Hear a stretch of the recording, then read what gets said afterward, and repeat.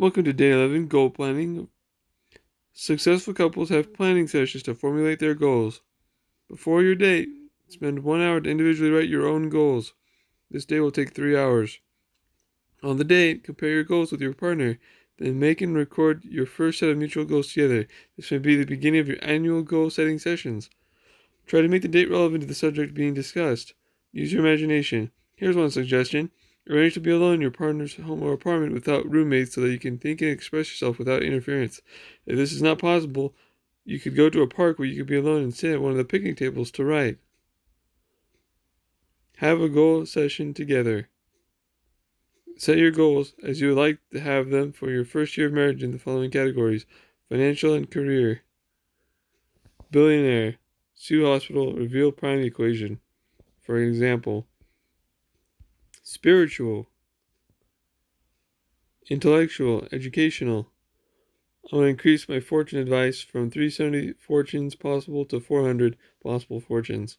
It probably doesn't make much sense right now, but I'd also do fortune telling. Social. I want to help more people with fortunes.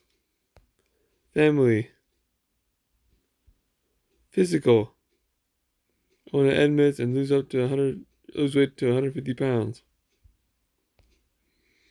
List 5-year and 10-year goals within the same areas.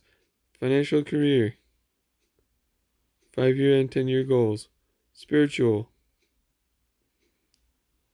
Intellectual and educational. Social. Family. And physical. Concepts to consider. How did your goal planning session go? Are you able to work together easily? Did your partner take the goal planning session seriously? Do you have the same goals? Are you able to support each other's goals? Do you feel that you have a mission together? Do you feel that you have a destiny together? Are you excited about the things that you have planned together? Are you willing to travel on the same road together throughout life? Are you committed to making each other's dreams and goals come true? These are important issues that will affect your marriage for years to come. It's important that you have goals in all areas of your lives. If you neglect one area or more, your life will be out of balance. Sometimes one area will require more emphasis than another, but overall you and your partner should be moving ahead in all areas of your lives together equally. Stephanie had dreamed of being an author her whole life.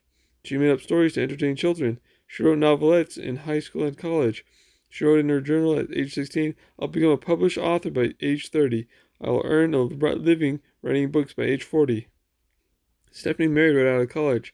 She never talked about her goals with her husband. When the children came, she spent hours writing at home.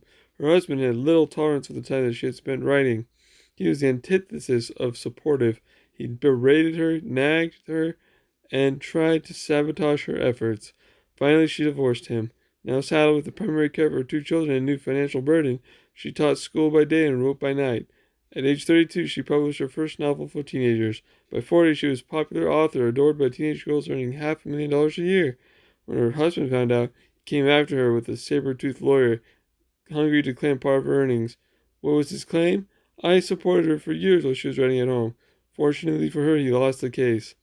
How sad it was that her husband couldn't buy into her goals and support her emotionally when they were married.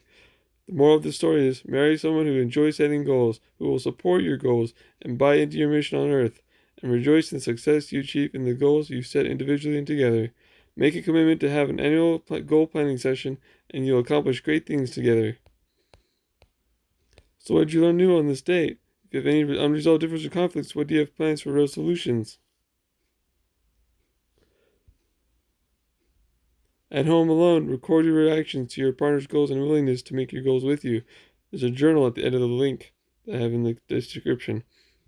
If he or she refuses to make goals with you, you may be dealing with a person who has a personality that tends to only make decisions on the spur of the moment.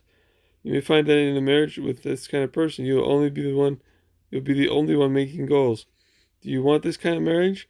If you are goal driven and your partner is not, this may cause endless frustration. If you want spiritual guidance, search your heart and mind and listen to your inner voice.